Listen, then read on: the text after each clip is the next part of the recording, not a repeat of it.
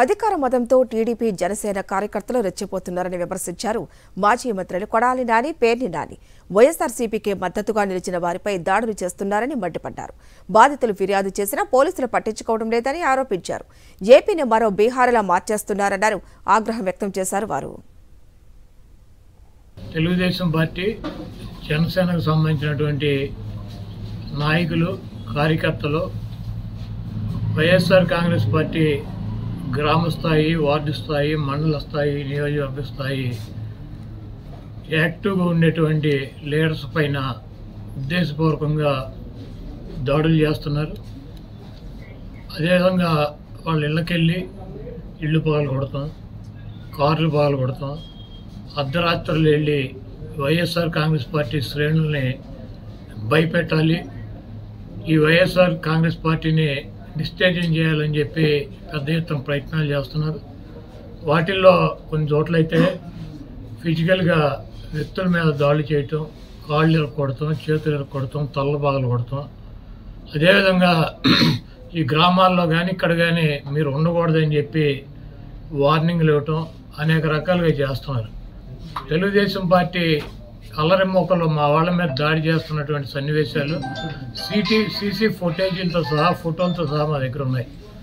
మేము ఎస్పీ గారికి కానీ లేదా లోకల్గా ఉన్నటువంటి పోలీస్ స్టేషన్లో కానీ కంప్లైంట్ ఇచ్చినా, ఒకవేళ మాకు ముందు సమాచారం ఉండి ఇట్లా గొడవ జరిగేటువంటి పరిస్థితి ఉందని చెప్పినా కూడా వాళ్ళు వచ్చి ప్రేక్షక పాత్ర వహించడం, అదేవిధంగా ఎటువంటి కేసులు కూడా కట్టినటువంటి పరిస్థితి లేదు. కాబట్టి మేము జిల్లా పార్టీ తరఫున మా దగ్గర ఉన్నటువంటి వీడియోగ్రాఫులతో, ఫోటోగ్రాఫులతో హైకోర్టుకు వెళ్ళి ప్రైవేట్ కేసులు వేయాలని చెప్పి నిర్ణయించుకున్నాం. తప్పకుండా దాడులు చేసినటువంటి వాళ్ళే కాదు, దాడులు చేస్తుంటే చూస్తున్నటువంటి పోలీసు వ్యవస్థ మీద కూడా కేసులు వేయటానికి సిద్ధంగా ఉన్నాం.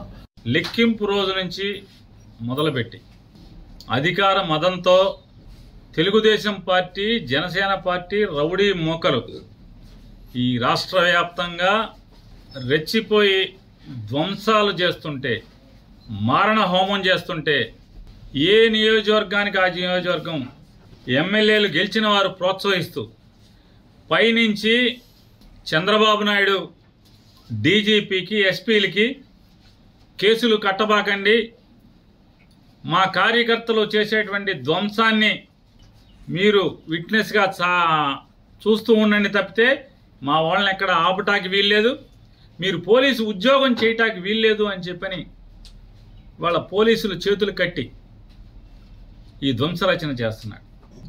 ఈ రాష్ట్రానికి గతంలో బీహార్ ఎట్లా ఉండేదో, లేదా ఒక ఉత్తరప్రదేశ్ ఎట్లా ఉండేదో, ఇవాళ ఆంధ్రప్రదేశ్ రాష్ట్రాన్ని కూడా ఒక హింసా రాష్ట్రంగా, హింసారాజ్యంగా ఆయన తయారు చేస్తున్నటువంటి తండ్రి కొడుకు ఇద్దరు కలిసి చేస్తున్నటువంటి పరిస్థితులు. బలరాంపేటలో వడ్డెర కులస్తురాలు భద్రరావు గారి కోడలు, భద్రరావు అని ముఠా మేస్త్రి, కూలీ ముఠా మేస్త్రి, అంజి అని చెప్పని, అంజి భార్య. అమ్మాయి ముగ్గేసుకుంటుంటే తాగి 10 మంది రౌడీలు ఆ అమ్మాయి కాళ్ళ మధ్యకి బాంబులేసి, ఏమే నీ మొగుడున్నాడా అని చెప్పని దౌర్జన్యానికి వెళ్తే ఆ అమ్మాయి తిరిగి, ఏమయ్యా బాంబులు నా మీద వేస్తావా, నువ్వు గెలిస్తే మీ ఊరేగు, మా మీద దౌర్జన్యం చేస్తారా, నా మొగుడితో ఏం పని నీకు అని చెప్పని అడిగితే ఇంట్లోకి వెళ్ళి ధ్వంసం చేశారు. కేసు లేదు, తిరగబడ్డారు అప్పుడు వాళ్ళు. ఆ ఇంట్లో వెంటనే మొగుడు పరిగెత్తుకొచ్చి, మొగుడు, భార్య, పిల్లలు కలిసి తిరగబడితే వాళ్ళ మీద 307 చూడండి పోలీస్. చంద్రబాబు నాయుడు గెలిచిన తర్వాత ఏంటయ్యా ఆ పరిస్థితి అంటే రౌడీలే డిఎస్పీలు, ఎస్పీలుగా అయిపోయిన పరిస్థితి. మర్డర్ కేసు ముద్దాయిలే రౌడీ షీటర్లు, ఎస్పీలు, డిఎస్పీలు, సిఐలు అయిపోయిన పరిస్థితి. ఎందుకని పోలీసు ఎవడ మాట్లాడట్లా. మళ్ళీ ఇంకా పత్తిత్తి కబులు చెప్తాను చంద్రబాబు నాయుడు, వైఎస్ఆర్ కాంగ్రెస్ పార్టీ వాళ్ళు కొడుతున్నారంటే. ఇంతకన్నా పచ్చి పాపం ఇంకేమన్నా ఉంది?